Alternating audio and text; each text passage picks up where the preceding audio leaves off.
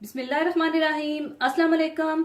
आज मैं आपको हरीसा सॉस बनाना सिखाऊंगी जो कि बेसिकली अरेबिक सॉस है और ये खास तौर पर अल्जीरिया, लीबिया, मराकश और ट्यूनिस इन मुल्कों में ये सॉस काफी इस्तेमाल किया जाता है और इसे आप शवारमा या डोनर कबाब में इस्तेमाल कर सकेंगे। और ये हरीसा सॉस इस तरह से आपको मार्केट में मिलता है जो कि मैं आपको घर में बनाना सिखाऊंगी, जो कि बहुत ही मजेदार बनेगा और शवारमा में एक स्पाइसी टेस्ट देगा और इसे आप बहुत से खानों के साथ भी इस्तेमाल कर सकते हैं। तो इसको बनाने के लिए हमें चाहिए होगा रेड कलर की इस तरह की मिर्चें आधा किलो, धोकर साफ कर लीजिएगा। ऑलिव ऑयल हाफ कप और पिसा हुआ फ्रेश गार्लिक 1.5 टेबल स्पून, साबुत सफेद जीरा 1 टेबल स्पून, साबुत धनिया 1 टेबल स्पून, कुटी हुई लाल मिर्चें 1 टेबल स्पून भरकर, नमक 1 टेबल स्पून और fresh lemon juice 2 table spoon चाहिए होगा। सबसे पहले आप रेड मिर्चों की डंडियां उतारकर इन्हें रफली काट लीजिए।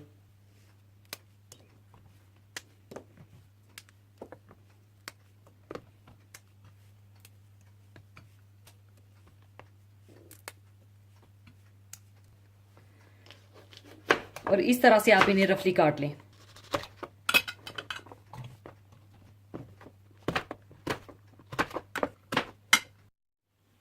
मिर्चों को रफली काटने के बाद अब आप 2 कप पानी डालकर 20 मिनट के लिए बिल्कुल हल्की आंच पर पकाएं।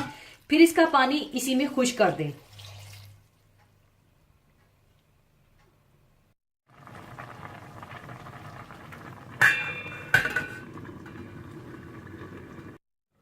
और दूसरी तरफ आप साबुत धनिया और जीरे को ड्राई रोस्ट कर लें और पीस लें।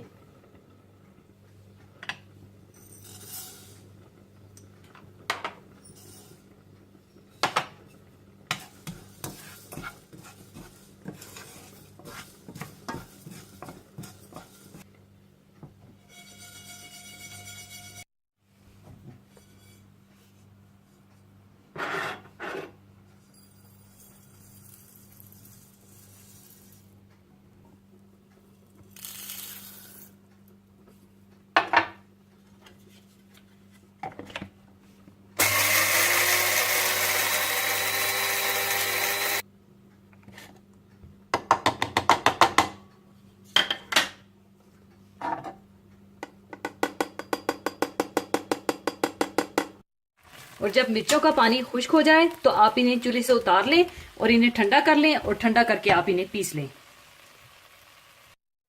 मिर्चों को ठंडा करने के बाद आप इन्हें पीस लीजिए और ख्याल रखिएगा कि इन्हें पीसते वक्त आपने बिल्कुल भी इसमें पानी शामिल नहीं करना।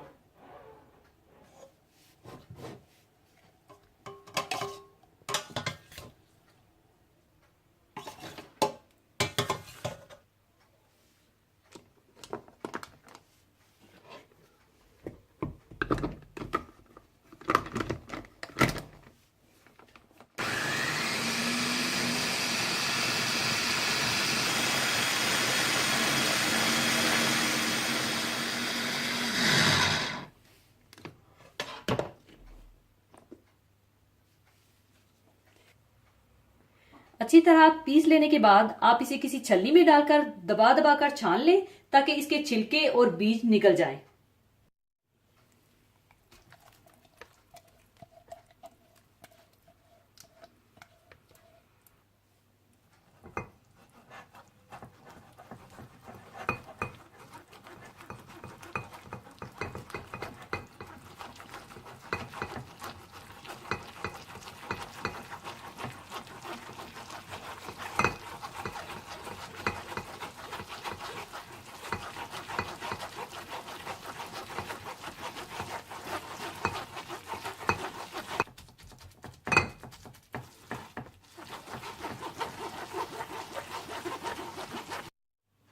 मिर्चों के बीज और छिलके अलग करने के बाद आप इसमें डाल दें कुटी हुई लाल मिर्चें,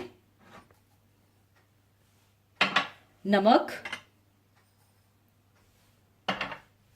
फ्रेश लेमन जूस, पिसा हुआ लहसुन, भुना हुआ और पिसा हुआ धनिया और जीरा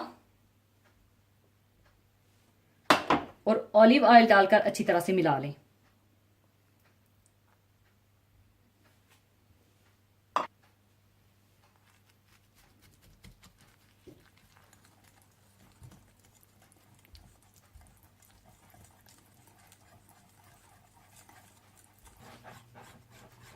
अच्छी तरह मिक्स करने के बाद अब इसे मैं दूसरे बर्तन में शिफ्ट कर लूंगी।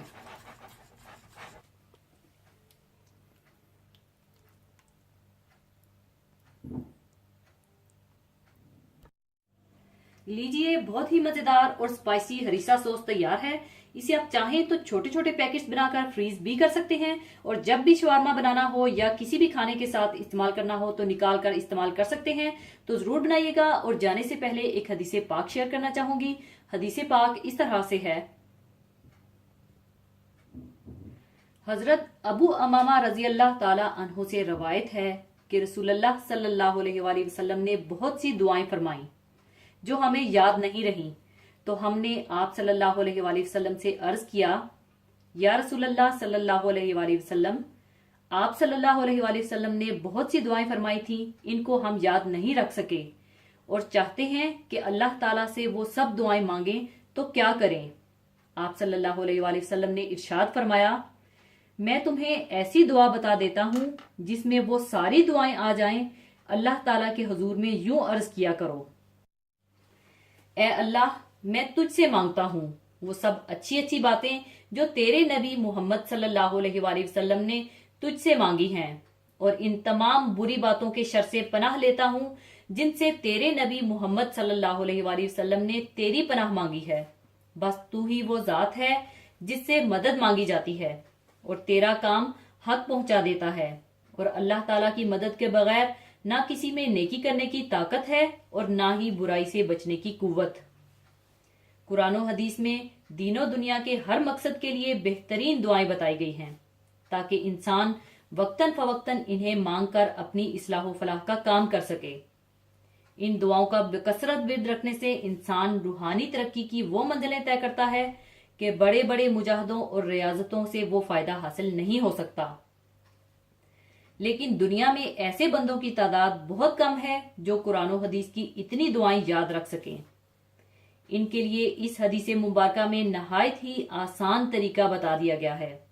लिहाजा हम सबको भी अपनी हर दुआ में इस दुआ को शामिल कर लेना चाहिए।